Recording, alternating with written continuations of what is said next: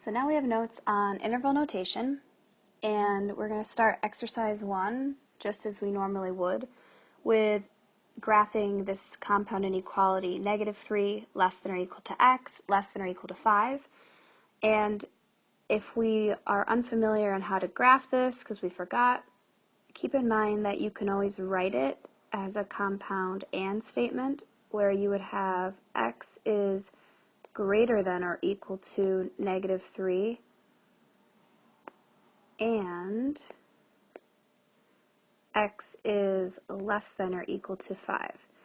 Now the only reason you might want to do it this way is because when you write x on the left-hand side of the inequality will point to the direction that your arrow will be going. So it might make more sense to you if you rewrite it that way, but you don't have to. So we'll start with finding -3 on our number line. So we have -3 and we also have 5. -3 is going to be a closed circle because it has the equal to, and so is 5. And as -3, we're going to be going to the right, and for the 5, we're going to be going to the left, and they're going to meet in the middle, just as the and statements typically do. So now the new part of this is our interval notation. And the easiest way to remember interval notation is that there are two ways that you need to write it. One has a bracket, and so you write your bracket whenever you have the closed-in circle, which means you have that equal to symbol. And you use the parenthesis when you have an open circle for greater than or less than. So because in part A these are both equal to with a closed circle, we're going to have brackets. Now we always start with the smallest part of our solution set, which in this case is -3. We follow it with a comma. Then we go to the largest part of our solution set, which in this case is 5.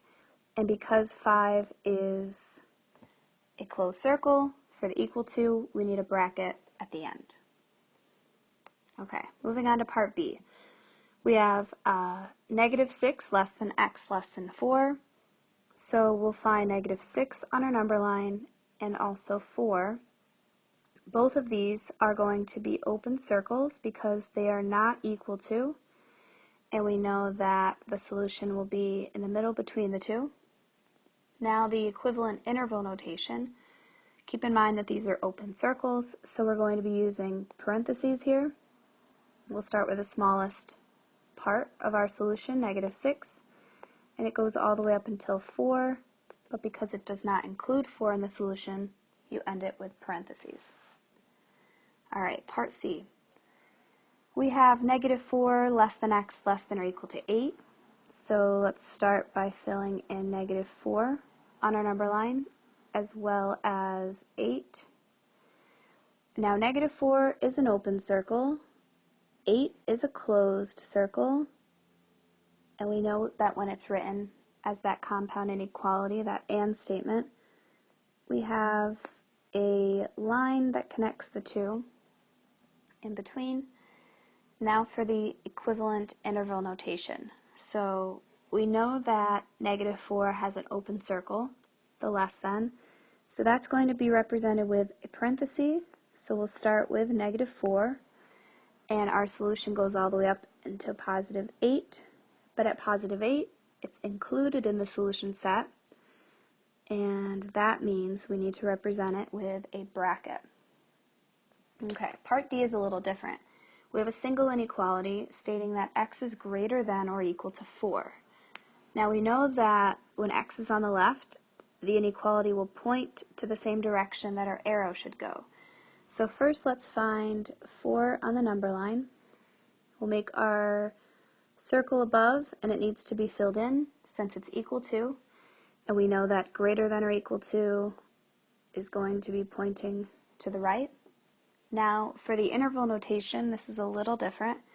We'll start with the smallest solution set number, which in this case is 4, and we need to have a bracket because it's equal to, followed by a comma.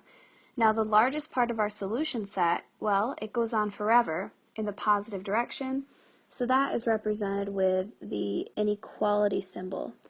And since you can't be equal to infinity symbol, and since you can't be equal to infinity, you are going to represent a parenthesis next to the infinity. So this just states that your solution goes from 4 to infinity. So now part E is very similar to what we just did. We have x is less than 5, so we'll start with our open circle at 5 since it's not equal to. We know that our arrow is going to be going to the left. Now for the equivalent interval notation, the smallest part of our solution here is actually negative infinity because it goes on forever in the negatives. And again, whenever you have infinity symbols, you represent your interval notation with the parentheses next to it because it can't equal infinity. And then it goes all the way up until 5. 5 is not part of our solution, it's not equal to, which means we're going to have a parenthesis after the 5. Okay, now part F is a little tricky because if you notice, they wrote x on the right-hand side of the inequality. So to make it easier, we're going to start with writing x on the left, which means we need to flip the inequality, so it's going to be a greater than symbol, and it's going to state x is greater than -4, because it's the same thing as -4 is less than x. But it's easier when you have x on the left so that you can graph it correctly. So let's find -4 on our number line. We will have our open circle here, and then our arrow is going to be going to the right. Now the equivalent interval notation, you probably already know what to do, but you'll start with your parenthesis. -4 is the smallest part of your solution, followed by the infinity symbol and a parenthesis. Alright, exercise 2, last question.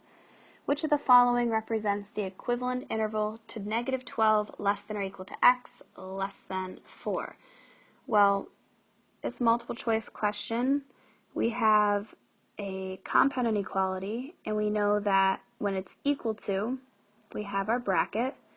The smallest part of our solution here is -12, followed by 4, and 4 is connected to the less than symbol, and so that means we need parentheses. And so our answer should be choice 3.